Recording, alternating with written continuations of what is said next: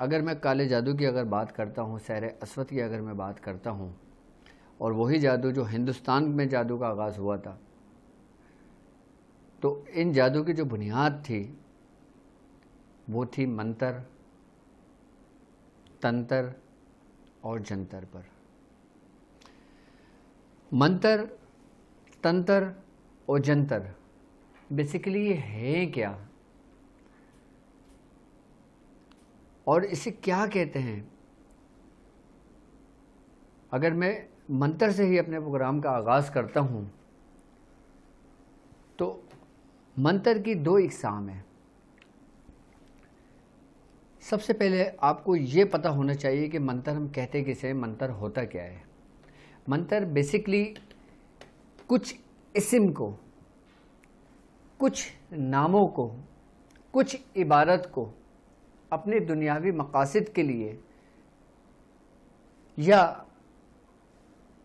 شیطان کو خوش کرنے کے لیے یا شرکیہ کلمات کے پڑھنے کو اس کو منتر کہتے ہیں۔ یعنی کہ ہم اگر اپنے کسی مقصد کے لیے ہم کوئی منتر پڑھتے ہیں تو ہم منتر جب پڑھتے ہیں تو ہم باقاعدہ طور پر ان اسماؤں کا اس میں ذکر کرتے ہیں، ان اسماؤں کے ساتھ، ان ناموں کے ساتھ باقاعدہ طور پر ہم اپنے مقاصد کو رکھتے ہیں اور مقاصد کو بیان کرتے ہیں۔ یعنی کہ ان ناموں کے ساتھ اپنے مقاصد کو بیان کرنا اور استمداد لینا، اس کو منتر کہا جاتا ہے۔ اچھا، اب منتر دو طرح کا ہوتا ہے، ایک منتر وہ جو جائز ہے اور ایک منتر وہ جو ناجائز ہے، جو حرام ہے۔ اب جو جائز منتر ہے اس کو کیا کہتے ہیں وہ ہم کیسے پتہ کریں گے، اور جو منتر حرام ہے، کفر ہے، جس کو منع کیا گیا ہے، وہ منتر کون سے ہوتے ہیں؟ منتر بیسیکلی کہا جاتا ہے کہ ترنت کام کرنے والے کو، یعنی کہ بہت جلد کام کرنے والے کو، یعنی کہ تیزی سے کام کرنے والے کو، یعنی کہ کوئی چیز اپنا تیزی سے اثر رکھے، اس کو منتر کہا جاتا ہے۔ جسے آپ نے ڈھایا کا عمل بھی سنا ہوگا، یعنی کہ ڈھایا کا عمل کا جو منتر ہوتا ہے، جب انسان کسی کے لیے یہ منتر پڑھتا ہے، یہ منتر اس ترتیب و اس طریقے سے کام کرتا ہے، تو وہ باقاعدہ طور پر ٹائم دیتا ہے کہ تمہارا جو وقت، تمہارا جو کام ہے وہ 2.5 منٹ میں پورا ہو جائے گا، 2.5 منٹ سے 1 منٹ بھی اوپر نہیں ہوگا، وہ ڈھایا کا عمل کہلاتا ہے۔ اچھا، 2.5 منٹ 2.5 گھنٹے، یعنی کہ اگر وہ اس میں منتر کے اندر وہ وقت کو باندھتا ہے، ٹائم کو باندھتا ہے، اگر اس نے 2.5 منٹ کا باندھا تو وہ 2.5 منٹ میں کام ہوگا، اگر اس نے 2.5 گھنٹے کا باندھا تو 2.5 گھنٹے میں کام ہوگا، اگر اس نے 2.5 دن کا باندھا تو وہ 2.5 دن میں کام ہوگا۔ اس کام کے دوران کو جو پیریڈز ٹائم ہوتا ہے نا، اس کو کہتے ہیں ڈھایا کا عمل، اور یہ ہندوؤں میں بہت سری و تاثیر عمل ہے اور ہندو اس کو باقاعدہ طور پر بڑا مانتے ہیں۔ اور جو ڈھایا کا عمل جو کرتے ہیں نا، وہ جو منتر جب پڑھتے ہیں نا، تو وہ باقاعدہ طور پر باقاعدہ مختلف دیویوں سے مدد طلب کرتے ہیں، مختلف دیوتاؤں سے مدد طلب کرتے ہیں۔ اب وہ منتر کہ جس کے اندر کوئی شرکیہ کلمات کی ادائیگی نہ ہو تو وہ جائز ہے۔ کیسے جائز ہے؟ کہ ایک واقعہ، ایک معاملہ سرکار دو عالم صلی اللہ علیہ وآلہ وسلم کی بارگاہ میں لایا گیا۔ صحابی رسول نے فرمایا، یا رسول اللہ، فلاں شخص جو ہے نا، وہ موذی جو جانور ہوتے ہیں ان کے کاٹنے کا منتر پڑھتا ہے، اور جب وہ منتر کسی پہ دم کرتا ہے تو وہ ترنت ٹھیک ہو جاتا ہے، اسی وقت ٹھیک ہو جاتا ہے، فوراً ٹھیک ہو جاتا ہے۔ تو کیا ہمیں اس کے پاس جانا چاہیے اگر کوئی ایسا مسئلہ ہو جائے؟ تو سرکار دو عالم صلی اللہ علیہ وآلہ وسلم نے ان کو بلایا، ان صحابی رسول کو جو ایمان لے آئے تھے، ان سے فرمایا کہ تم کیا پڑھتے ہو؟ تو ان صحابی رسول نے وہ منتر پڑھ کے بتایا۔ جب سرکار دو عالم صلی اللہ علیہ وآلہ وسلم نے وہ منتر سنا تو آپ نے فرمایا کہ اس میں کوئی ایسے شرکیہ کلمات نہیں ہیں، اس میں تم نے کسی شیاطین سے، کسی شیطانوں سے مدد طلب نہیں کی ہے، تو اس کو پڑھنے میں کوئی حرج نہیں ہے۔ اب تمہاری مرضی ہے کہ تم اس کو پڑھو، تمہاری مرضی ہے تم اس کو رد کر دو۔ تو ہم ترنت کام کرنے والے کو منتر کہتے ہیں۔ اب جیسے مثال کے طور پہ ہمارے مسلمانوں کے اندر عاملین بھی منتر پڑھتے ہیں۔ اچھا، منتر ہندوستان میں جب یہ معاملات تیزی سے پھیلے تو مسلمانوں کے اندر ہوتا یہ تھا کہ جب کوئی شخص کسی بزرگ کی بارگاہ میں آتا تھا اور وہ کہتا تھا کہ فلاں شخص یہ منتر پڑھتا ہے تو کیا میں یہ منتر پڑھ سکتا ہوں؟ جیسے خواجہ خواجگان خواجہ معین الدین چشتی رحمۃ اللہ علیہ، آپ کے پاس ایک شخص آیا، اس نے کہا حضور فلاں شخص یہ منتر پڑھتا ہے، تو جب آپ نے کہا منتر دہراؤ، اس نے منتر دہرایا تو اس میں کچھ ایسے نام تھے کہ جس سے شرک کا شبہ تھا یا شرک کی طرف وہ جاتا تھا راستہ، تو آپ نے اس کو منقطع کیا، آپ نے کہا تم یہ نہیں پڑھو، بلکہ تم ایک کام یہ کرو کہ تم اگر منتر ہی پڑھنا چاہتے ہو نا تو حضرت خواجہ خواجگان خواجہ معین الدین چشتی رحمۃ اللہ علیہ آپ نے باقاعدہ طور پہ بزرگان دین کے نام، صحابہ کرام کے نام کے خاص اپنے مقاصد کے لیے پڑھنے کو کچھ طریقہ کار تعلیم کی کہ تم اس طریقے سے یہ پڑھ لیا کرو تاکہ تمہارا کام فوری ہو جائے. یعنی کہ ہم کسی وسیلے کے ذریعے اگر کسی کام کو پڑھتے ہیں، کسی کی نسبت سے اگر ہم بزرگوں کا نام لیتے ہیں، جس کو ہم لوگ کہتے ہیں کہ یہ شخص کڑا پڑھتا ہے یا یہ شخص مندرا پڑھتا ہے یا یہ شخص فلاں بزرگوں کے نام لیتا ہے. اچھا، فلاں بزرگوں سے نام لینے کا مطلب یہ نہیں ہوتا کہ وہ اس میں شرک کر رہا ہے، اللہ کی ذات میں اس کو شرک کر رہا ہے. یعنی کہ ان اولیاء کرام کو وہ مقصد کہنے کا یہ ہے کہ وہ معاذ اللہ کہ بس ایک رب کا درجہ دے رہے ہیں کہ اس میں ہم شرک کر رہے ہیں کہ اس کے برابر کو لے کر آ رہے ہیں. ایسا ہرگز نہیں ہوتا. جب بزرگان دین کے جب اس کے اندر نام آتے ہیں نا مندروں کے، تو ان سے استمداد لی جاتی ہے، یعنی کہ ان سے مدد لی جاتی ہے. ان سے یہ نہیں کہا جاتا، ان سے باقاعدہ طور پہ استمداد لی جاتی ہے، مدد لی جاتی ہے. تو جب ہمارے بزرگان دین نے لوگوں کو ہٹانے کے لیے جب اس راستے پر لے کر آئے تو اس ترتیب اور اس طریقے کے اوپر لے کر آئے تھے. اب لوگوں کا ایک کانسیپٹ، ایک ذہن بنا ہوا ہے. لوگ کہتے ہیں کہ منتر جو ہوتا ہے نا وہ بہت تیزی سے کام کرتا ہے، ہم کسی بھی قسم کا کوئی پڑھیں نا وہ فوری کام ہو جاتا ہے ہمارا. اب اگر کسی کو آپ قرآن کی کوئی آیت دیتے تو کہ بھائی قرآن کی آیت پڑھو، کوئی سورت پڑھو. اب جو شخص اس علم کو جانتا ہے، شریعت کو سمجھتا ہے، تو وہ زیادہ تر قرآن کی آیتوں کو ہی مخصوص کرتا ہے، قرآن کی آیتوں کو ہی چنتا ہے. لیکن اگر اس کو کوئی مندرہ پڑھنے کو دیا جائے یا مندرہ تعلیم کیا جائے، جیسے میاں حضور نے ہمیں مندرہ تعلیم کیا تھا سورہ فاتحہ کا، کہ جیسے اول نام اللہ دا، دوجا نام محمد رسول اللہ دا، تیجا نام چارو یارہ دا، چوتھا نام پیر استاد دا، آیت قرآن پاک دے، قول نامی پاک دا.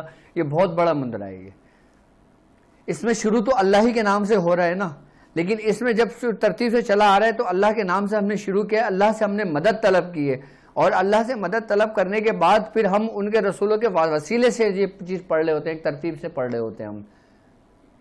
جب اس میں بزرگان دین کے نام بھی آتے ہیں، اس میں شاہ مدار کا بھی نام آتا ہے، حضرت خواجہ خواجہ خواجہ معین الدین چشتی کے بھی نام آتے ہیں، نظام الدین اولیاء محبوب الہی کے بھی نام آتے ہیں. یعنی کہ جو مقبول بارگاہ جو لوگ ہوئے ہیں، یعنی کہ اللہ رب العزت کے جو دوست ہیں. اور پھر جب ان ناموں کے درمیان آپ اپنے مقاصد کو رکھتے ہیں کہ اگر کسی بیماری سے نجات کے لیے ہم پڑھ رہے ہوتے ہیں یا کسی کامیابی کے لیے ہم کو یہ مندرہ پڑھ رہے ہوتے ہیں، عمل کر رہے ہوتے ہیں، تو ہمیں اس میں کامیابی ملتی ہے.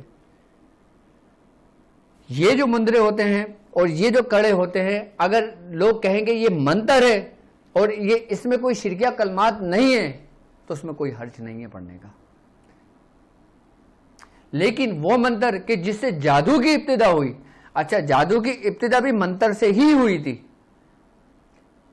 جادو کی ابتدا منتر سے ہی ہوئی تھی. یعنی کہ کچھ ایسے کلمات تھے کہ جن کو شیاطین کو خوش کرنے کے لیے، بیسیکلی جو جادو ہوتا ہے نا، یہ جادو کے اندر جو منتر پڑھے جاتے ہیں نا، یہ باقاعدہ طور پر شیطان کو خوش کرنے کے لیے اللہ اور اس کے رسولوں اور جو اس کے مقبول بارگاہ لوگ ہوتے ہیں نا، ان کو غلط الفاظوں میں استعمال کیا جاتا ہے، غلط طریقے سے استعمال کیا جاتا ہے.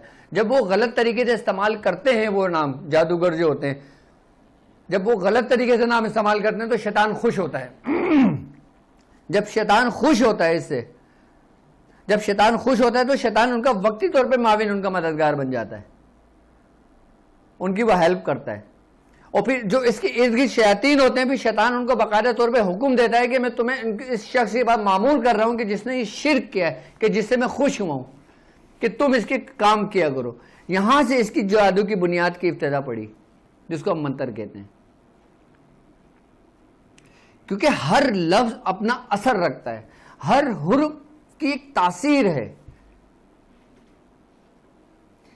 اس طریقے کے اگر منتر پڑھے جاتے ہیں کہ جس میں شرکیہ کلمات ہوتے ہیں، جس کے اندر کچھ ایسے معاملات ہوتے ہیں کہ جس میں شیطان کو خوش کرنے کے لیے اللہ اور اس کے دوستوں کو برے طریقے سے پکارا جاتا ہے، وہ منتر ہمارے مذہب کے اندر، ہمارے دین اسلام کے اندر حرام ہے. یہ کرنے والا باقاعدہ کفر رکھتا ہے، وہ کافر ہو جاتا ہے. وہ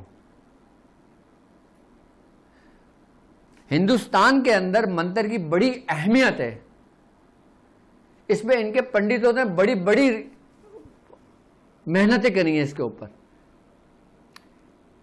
منتر کسی بھی چیز کو، کسی بھی اسم کو، یا کسی بھی اپنے ذاتی مقاصد کے لیے، چاہے وہ شرک کے زمرے میں ہو چاہے وہ شرک کے زمرے میں نہ ہو، اس کو منتر کہا جاتا ہے. یہ ہے منتر کی حقیقت. اب ہم آتے ہیں کہ تنتر کسے کہتے ہیں.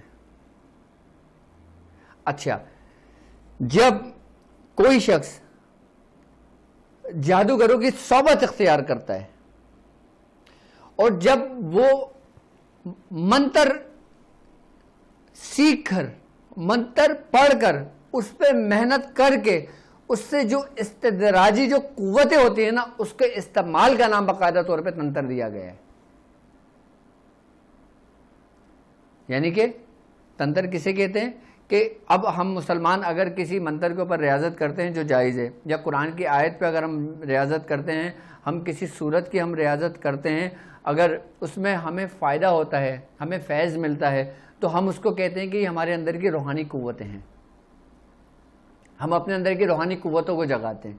ہمارے اندر جو روح ہوتی ہے وہ بیدار ہوتی ہے. جب ہمارے اندر سے خیالات فاسدہ نکلتا ہے تو ہمارے اندر نور داخل ہوتا ہے. رستہ ایک ہی ہے، فرق بالکل باریک سا ہے.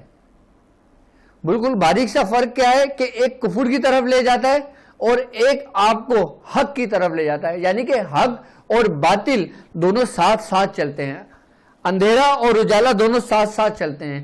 فرق یہ آپ طے کرتے ہو کہ آپ نے کس راستے کو انتخاب کرنا ہے. اگر آپ اپنے سیدھے ہاتھ والے کا راستہ اختیار کرتے ہو، دائیں ہاتھ والے کا راستہ اختیار کرتے ہو، تو یہ مقبول بارگاہ لوگ ہوتے ہیں کہ جس کو ہم کہتے ہیں کہ روحانی قوتیں ہوتی ہیں. اور جب کوئی شخص اپنے بائیں ہاتھ والوں کا راستہ اختیار کرتا ہے، اپنے بائیں ہاتھ والے ساتھیوں کا راستہ اختیار کرتا ہے، تو یہ اس کو کفر کی طرف لے جاتا ہے.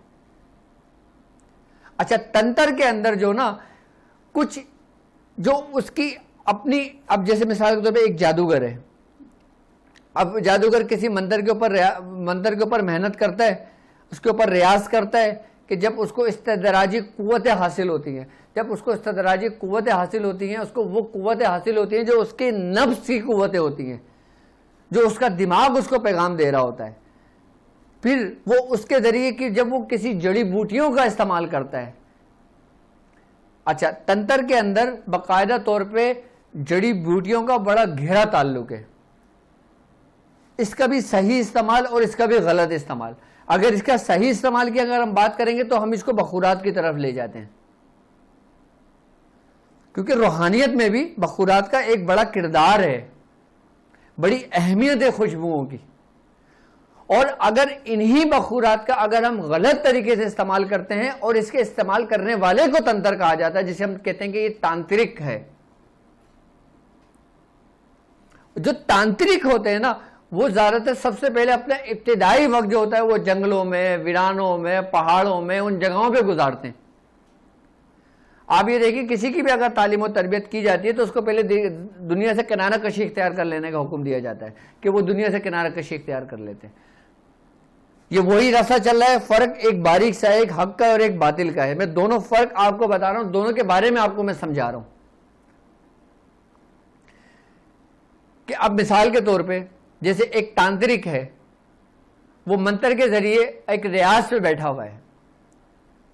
اب اس نے کرا یہ کہ اس نے مثال کے طور پہ، اب اس میں یہ کہتے ہیں کہ جیسے آپ کسی کوے کا انڈا لے لیں یا مرغی کا انڈا لے لیں یا کسی پرندے کا انڈا لے لیں.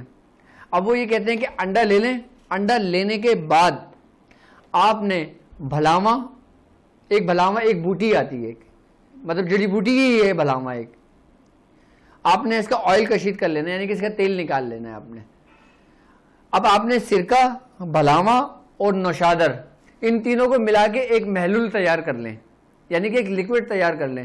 اب آپ نے کرنا یہ کہ جب پرندہ انڈا دے، آپ نے انڈا لیا, اس کے اوپر کچھ آپ نے نقش لکھ دیا, اور نقش لکھنے کے بعد آپ نے اس کو اسی جگہ پہ رکھ دیا.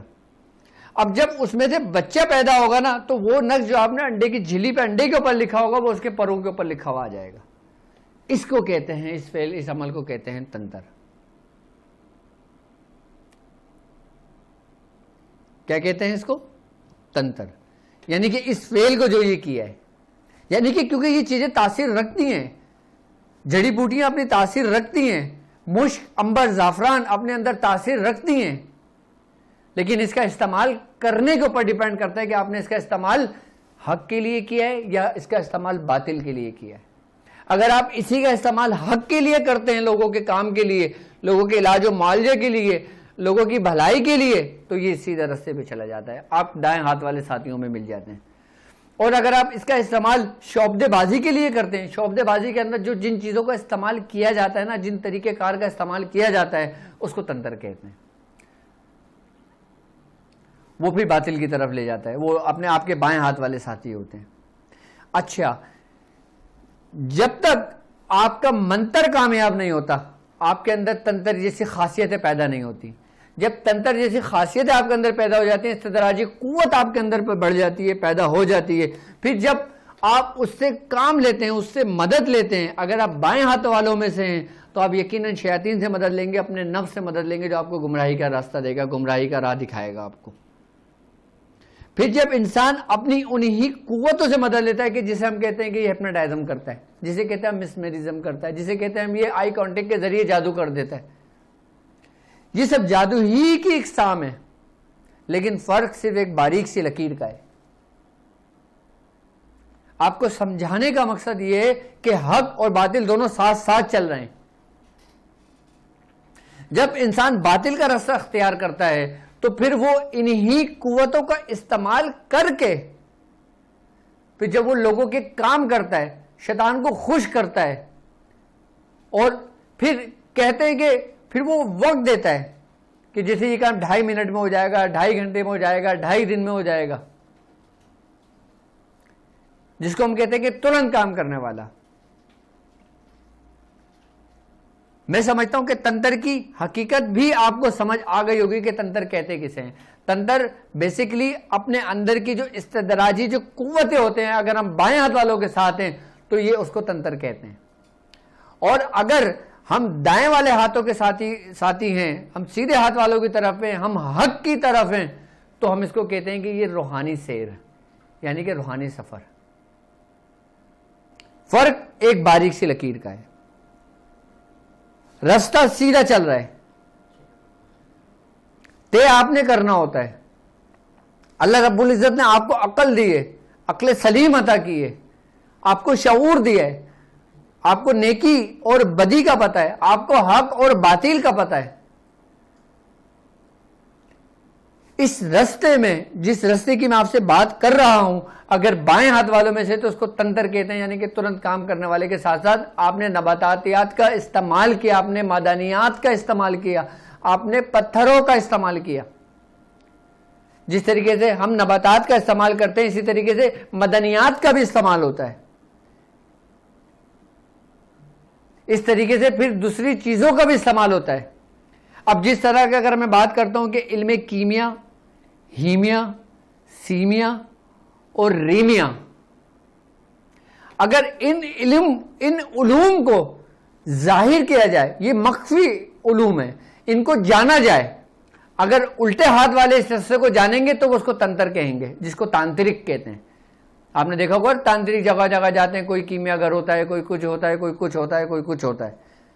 اگر اسی علوم کو اگر ظاہر کر دیا جائے, دیکھیں محنت تو دونوں کر رہے ہیں, دائیں ہاتھ والے بھی کر رہے ہیں, بائیں ہاتھ والے بھی کر رہے ہیں, یعنی کہ دائیں ہاتھ والا بھی مشاہدہ کر رہا ہے اور بائیں ہاتھ والا وہ بھی دیکھ رہا ہے. دائیں ہاتھ والا حق کا مشاہدہ کر رہا ہے اور بائیں ہاتھ والا باطل کا مشاہدہ کر رہا ہے. راستہ وہی چل رہا ہے, فرق صرف ایک باریک سی لکیر کا ہے. یہ تنتر اس طرف چلا جاتا ہے. اور اگر علم کیمیا, ہیمیا, سیمیا اور ریمیا کی اگر میں بات کرتا ہوں, اور اگر یہ علم دائیں ہاتھ والوں کے اوپر ظاہر ہو جاتا ہے جو مخفی ہے, تو پھر اس کو کہتے ہیں کہ اس کے اوپر معرفت الہی ظاہر ہونے شروع ہو گئی ہے، یعنی کہ یہ اس علم کو اللہ کی عطا سے اور اس کے دوستوں سے اس نے اس علم کے اسرار اس کے اوپر کھلیں، وہ سیدھے ہاتھ والوں میں سے ہو جاتا ہے۔ اور جب وہ کوئی شخص اسی چیز پہ محنت کرتا ہے، جس سے تانترک ہوتے ہیں، وہ انہی چیزوں پہ، اچھا ان کے اوپر بھی اسی علم کے اسرار کھلتے ہیں، لیکن وہ تاثیر اور وہ اسرار نہیں ہوتے جو دائیں ہاتھ والوں پہ ہیں۔ دائیں ہاتھ والوں کو درجہ اونچا ہے اور بائیں ہاتھ والوں کا درجہ نیچے اسفل کی طرف ہے، یعنی کہ ایک بندہ محنت کرتا ہے، ایک صحیح طور پہ محنت کرتا ہے، غلط طور پہ محنت کرتا ہے، صلہ دونوں کو ملتا ہے۔ ایسا نہیں ہے کہ بائیں ہاتھ والا محنت کر رہا ہے اور دائیں ہاتھ والا محنت نہیں کر رہا تو اس کو مل رہا ہے اور اس کو نہیں مل رہا۔ ہر چیز آپ کی ریاضت کے اوپر ڈیپینڈ کر رہی ہوتی ہے، اور اگر بائیں ہاتھ والا اس کے اوپر محنت کر رہا ہوتا ہے، اب دیکھو نا تانترک اپنی اپنی پوری زندگیاں 30 سال 40 سال 50 سال ایک مندر میں گزار دیتے ہیں، ایک کوہ میں گزار دیتے ہیں، ایک غار میں گزار دیتے ہیں، جنگلوں میں گزار دیتے ہیں۔ وہ لوگ وہاں پہ کیا کر رہے ہوتے ہیں؟ وہ لوگ اپنے مذاہب کے حساب سے اپنی تربیت کر رہے ہوتے ہیں، لیکن فرق صرف ایک باریک سی لکیر کا ہے جو دائیں ہاتھ والے اور بائیں ہاتھ والے کو جدا کر دیتی ہے۔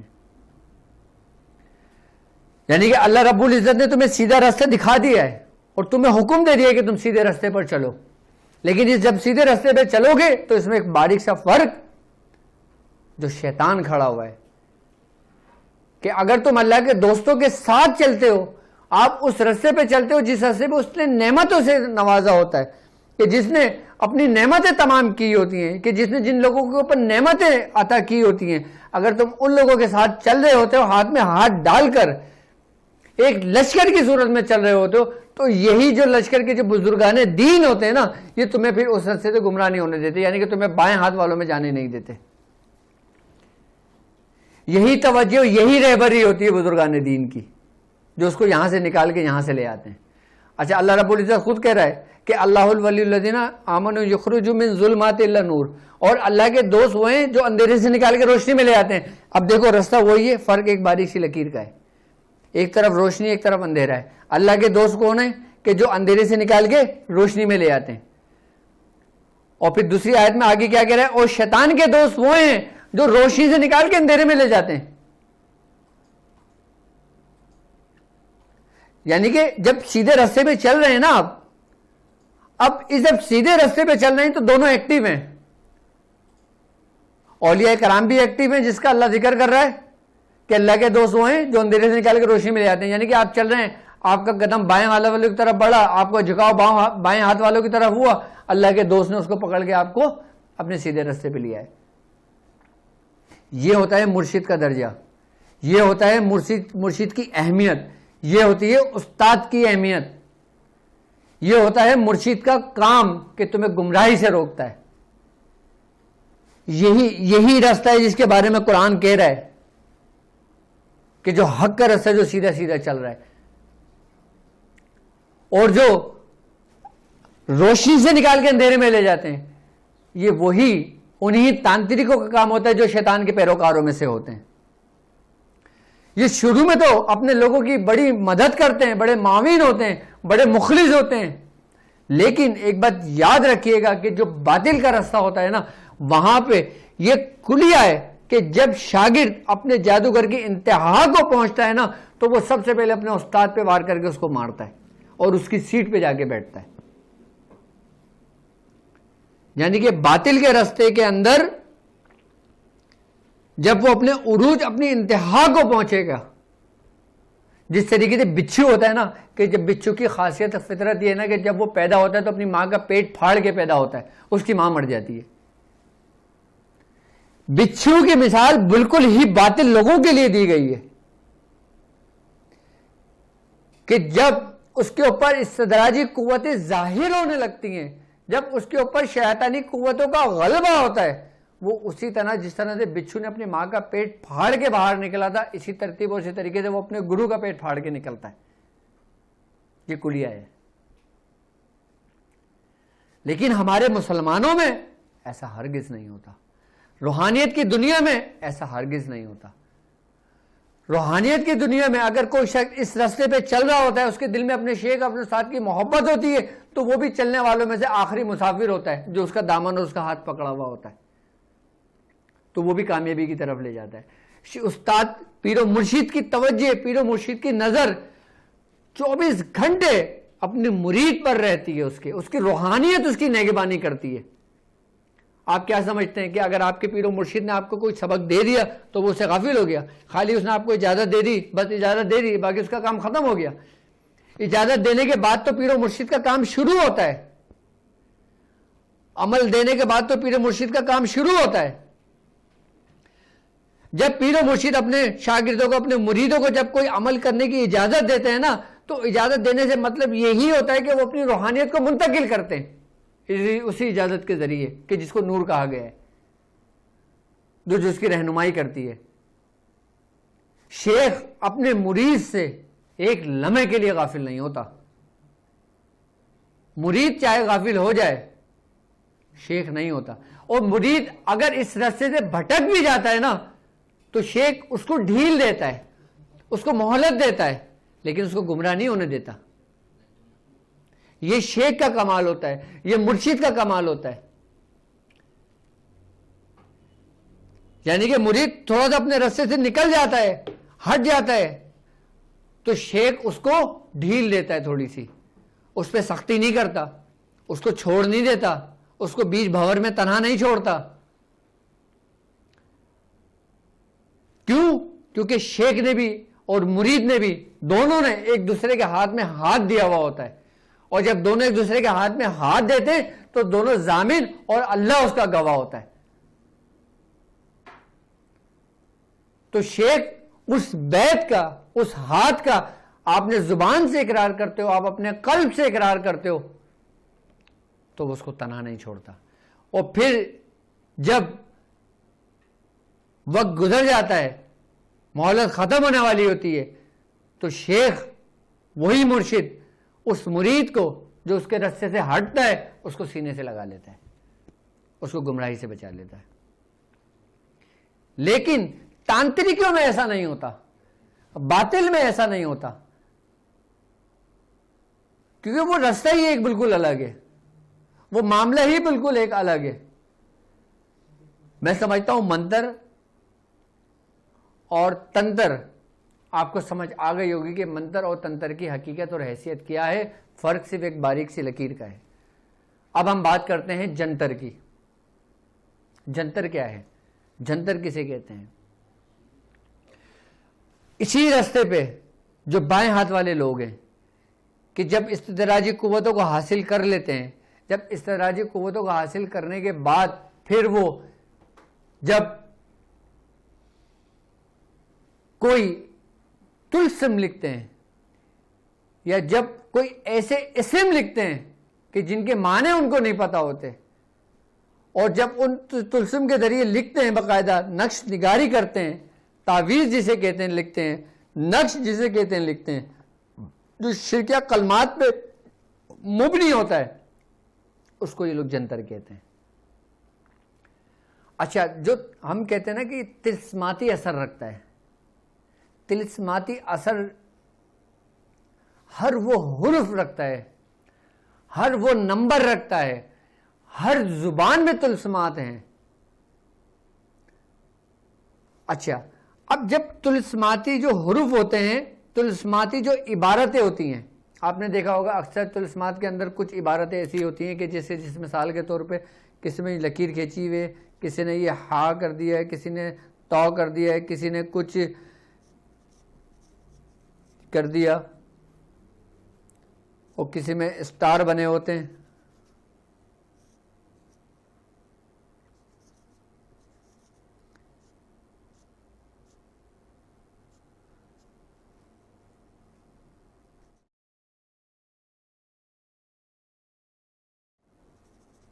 اب اس طریقے کی اگر کوئی عبارتیں ہوتی ہیں تو اس کو طلسمات کہا جاتا ہے۔ اس میں کئی قسم کے ہیں، یہ تو میں نے تھوڑے ہی لکھے ہیں۔ اب یہ طلسمات کیا ہیں؟ کیا اس کا تعلق حق سے ہے یا نہیں؟ یا دائیں ہاتھ والے بھی لکھتے ہیں یا نہیں، یا بائیں ہاتھ والے ہی لکھتے ہیں؟ طلسماتی بیسکلی اسی کو کہا جاتا ہے کہ یہ فی الفور کام کر دیتے ہیں، ترنت کام کر جاتے ہیں یہ. اچھا، طلسماتی وہ کہ جو طلسم ہوتے ہیں یہ باقاعدہ طور پہ مختلف زبان کی جو نا عبارتیں ہوتی ہیں. اچھا، یہ مختلف زبانوں کی عبارتیں ہوتی ہیں جس کا مطلب آپ کو نہیں پتا ہوتا، لیکن یہ ترنت رکھتے ہیں. اور جس کا عبارت کا مطلب آپ کو نہیں پتا ہوتا تو آپ اس کو استعمال نہ کریں، کیونکہ کیا پتا آپ شرک کر رہے ہیں، آپ کو نہیں پتا کہ اس طلسم کا مطلب کیا ہے، آپ اس کو استعمال نہ کریں. اچھا، کہتے ہیں کہ یہ جو جنتر جو لفظ ہے نا یہ سنسکرت زبان کا لفظ ہے اور یہ قدیمی زبان ہے.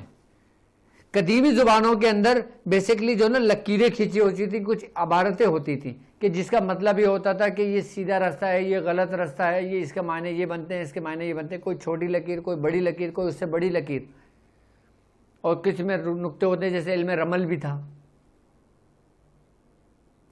اور باقاعدہ طور پہ حرف لکھ کے پھر اس کو مختلف طور پہ شبیاں دی جاتی ہیں کہ جیسے کسی نے کراس میں شبیہ دے دی، کسی نے کراس میں شبیہ دے دی، کسی نے کوئی ایسا ورڈ لکھ دیا جو سمجھ میں نہیں آ رہا ہوگا. یہ مختلف زبان کے جو نا طلسمات ہوتے ہیں، اس کو جنتر کہتے ہیں، وہ جو بائیں ہاتھ والے ہوتے ہیں. اگر ہم دائیں ہاتھ والوں کی بات کرتے ہیں کہ جب ہماری ایک سفر چل رہا ہوتا ہے اس کے اندر پھر ہم نقوش بھی لکھتے ہیں، ہم نقش بھی لکھتے ہیں، قرآن کی آیتوں کو بھی نقش ہیں، لیکن ہم اس کو جنتر نہیں کہتے، ہم یہی کہتے ہیں کہ یہ نقش ہے، یہ تعویذ ہے، یہ تعویذات ہیں. اگر ہم اس کو جنتر کہیں گے اور تو پھر یہ حرام کی طرف چلا جاتا ہے، پھر یہ کفر کی طرف لے جاتا ہے. ہم قرآن کے کسی بھی نقش کو جنتر نہیں کہہ سکتے، اس کو نقش ہی کہیں گے، اس کو تعویذات ہی کہیں گے. اب ہم نقش لکھتے ہیں، اب ہم نقش لکھنے کے ساتھ ساتھ سرخ جنات کے نام بھی لکھتے ہیں، ہم موکلان کے نام بھی لکھتے ہیں، ہم فرشتوں کے نام بھی لکھتے ہیں، ہم مختلف ایوان کے نام بھی لکھتے ہیں.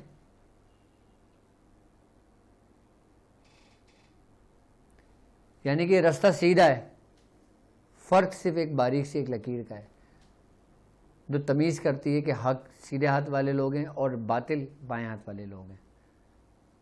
جنتر کے اندر باقاعدہ طور پہ تعویذات کا استعمال کیا جاتا ہے، وہ تعویذات کہ جس کے بارے میں سرکار دو عالم صلی اللہ علیہ وآلہ وسلم نے فرمایا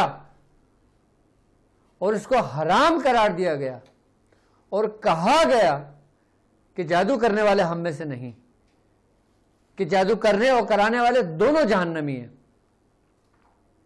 اب آپ یہ دیکھیں، اگر ہم سحر اسود کی اگر ہم بات کرتے ہیں، ہم کالے جادو کی اگر ہم بات کرتے ہیں، اور کسی بھی قسم کی جادو کی اگر ہم بات کرتے ہیں جو بر صغیر پاک و ہند میں رہا ہے، اس کی بنیاد انہی تینوں چیزوں پہ رہی ہے.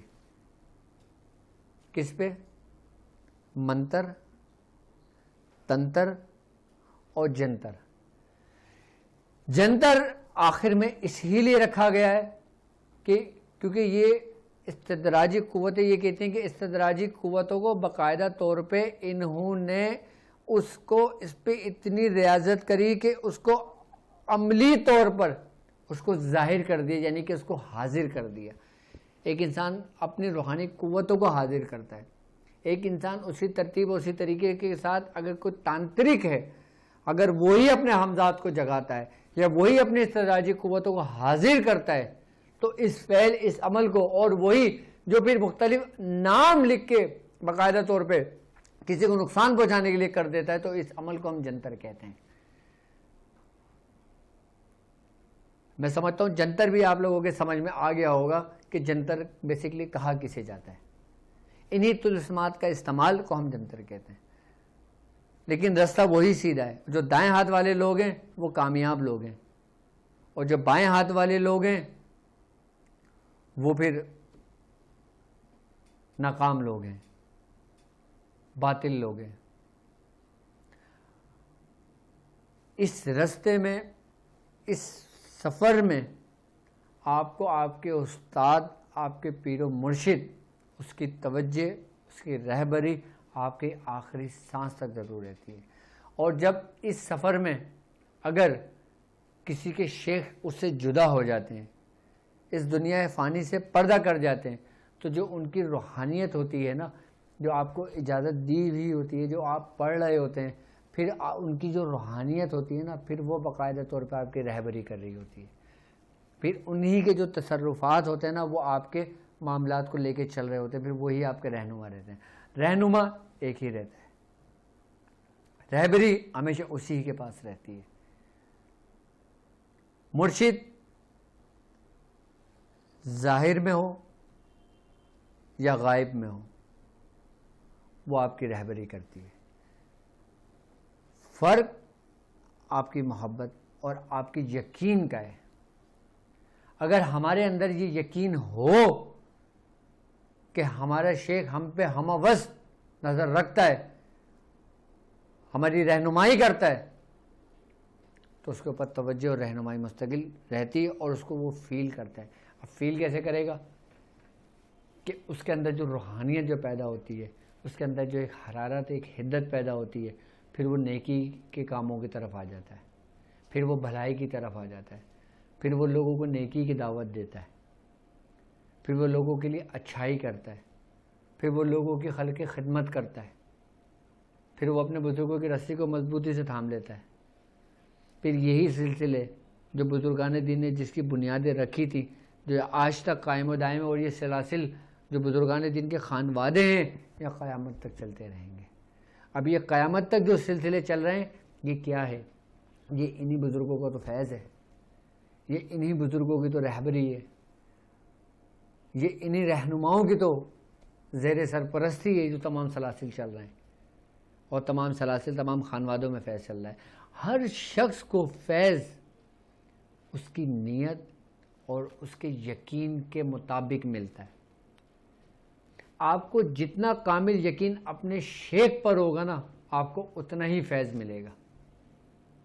آپ کو جتنا کامل یقین اور جتنی کامل آپ کی محبت ہوگی، آپ کو اس سے زیادہ فیض ملے گا. آپ کو یقین کا سفر دائیں ہاتھ والوں میں بھی ہے اور یقین کا سفر بائیں ہاتھ والوں میں بھی ہے. یعنی کہ یقین کی ضرورت دائیں ہاتھ والوں کو بھی ہے اور یقین کی ضرورت بائیں ہاتھ والوں کی بھی ہے. جب تک یقین نہیں ہوگا دائیں ہاتھ والے کامیاب نہیں ہو سکتے، جب تک یقین نہیں ہوگا تو بائیں ہاتھ والے جو نا وہ بھی کامیاب نہیں ہو سکتے. دائیں ہاتھ والوں کو یقین کس پر ہے؟ اپنے شیخ پر، اپنے سلسلے پر، اپنے بزرگان دین پر، اولیاء کرام پر، پھر سرکار دو عالم صلی اللہ علیہ وآلہ وسلم پر. اگر کسی، اب مثال کے طور پر، اب میں ایک شخص کسی سے بیعت لیتا ہے، کسی کا مرید ہوتا ہے، لیکن اس کا یقین ہوتا ہے کہ مجھے جو کچھ بھی ملے گا میرے شیخ سے ملے گا، تو اس کو شیخ سے ملتا ہے، چاہے اس کا شیخ کامل ہو یا نہ ہو، اس کو اس سے زیادہ اتنا ہی فیض ملتا ہے جتنا اس کو یقین ہوتا ہے. اب آپ کو یقین کی منزل کا اندازہ ہو گیا ہوگا. اگر میں ناقص ہوں نا اور کسی نے میرے ہاتھ پہ بیعت کی ہے اور وہ مجھ سے یقین رکھتا ہے، تو اس کو اتنا ہی فیض ملے گا جتنا اس کو یقین ہو.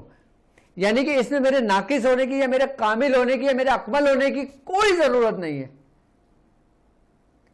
میں اگر ناقص ہوں نا، کوئی بات نہیں، میں ناقص ہوں، لیکن میرا شیخ تو کامل ہے نا، میری پشت تو اکمل ہے نا، میری پشت تو مکمل ہے نا. اگر میں ناقص ہوں تو میرا شیخ تو کامل ہے.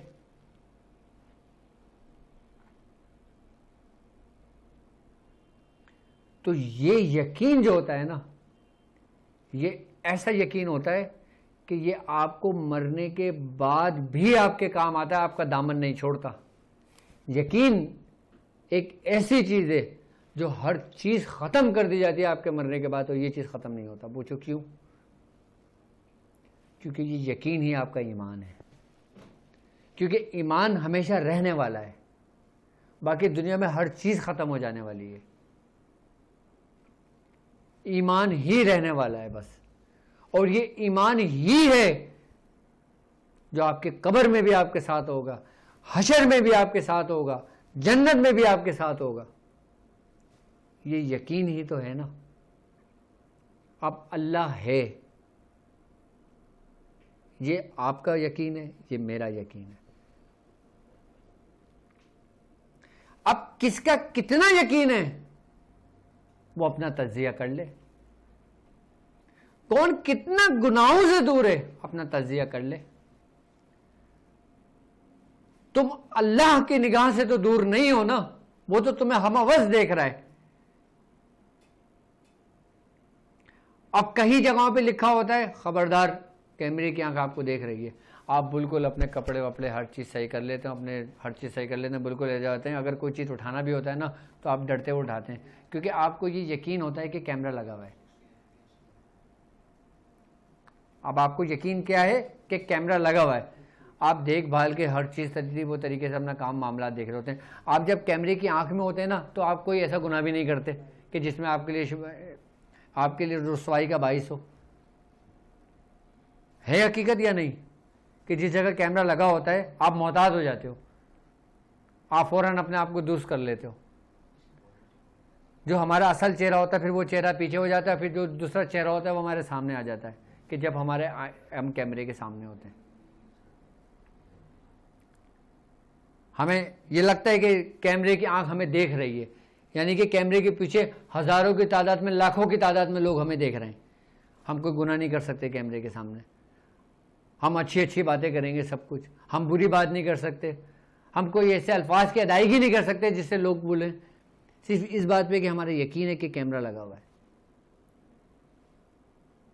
اور جو رب کی آنکھ ہے، جو عین اللہ ہے، جو اللہ کی آنکھ ہے،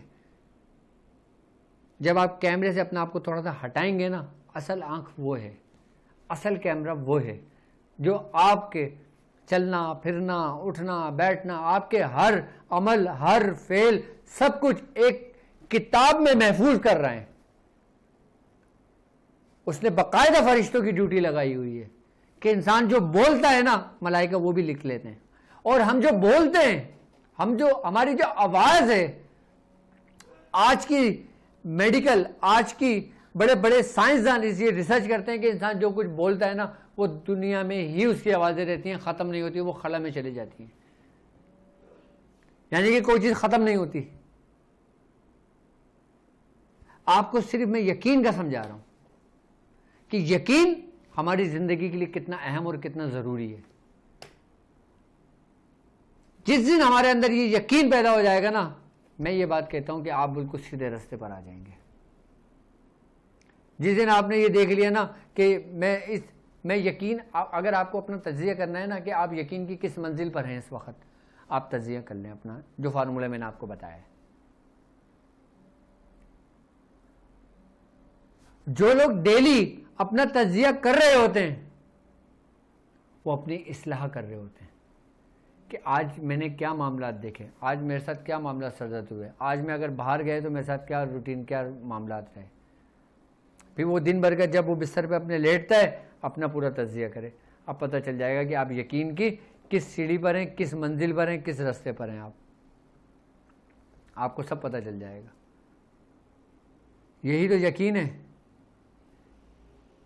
یہ یقین ہی تو تھا جو اللہ کے محبوب حضرت ابراہیم علیہ السلام، آپ نمرود کی بھڑکی ہوئی آگ میں کود گئے. یہ یقین ہی تو تھا کہ حضرت ابراہیم علیہ السلام نے اپنے بیٹے کے چھری چلا دی. یہ یقین ہی تو تھا. اور یہ یقین ہی تو تھا کہ سرکار دو عالم صلی اللہ علیہ وآلہ وسلم آپ باقاعدہ کچھ یہودیوں سے کچھ مظاہرہ کرنے کے لیے اپنے اہل بیت کو اپنے ساتھ لے گئے تھے. یہ یقین ہی تو تھا. یہ یقین ہی تو تھا جو حضرت موسیٰ علیہ السلام فرعون کے دربار میں چلے گئے اور اللہ رب العزت کی وحدانیت بیان کی. یہ یقین ہی تو تھا. اور اللہ رب العزت نے کیا کہا تھا کہ اے موسیٰ نرمی سے بات کرنا، شاید وہ مان جائے. یعنی کہ اپنے لہجے کو نرم رکھنے کا اللہ رب العزت اپنے محبوب کو حکم دے رہا ہے، اپنے دوست کو حکم دے رہا ہے. یہ یقین ہی تو تھا.